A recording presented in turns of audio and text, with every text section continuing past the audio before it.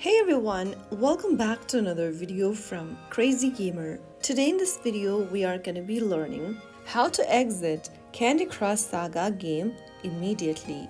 If you're stuck in a Candy Crush Saga level and you'd like to force quit the game, then the process is quite easy. First of all, while you are on a game on Candy Crush Saga, go to the settings or the gear icon at the bottom left. This will pop open the settings menu where you can tap on quit level. You will lose a life if you force quit a level and the boosters you started the level with. Click on quit to confirm, and that's how you easily quit a game you are stuck in on Candy Crush Saga.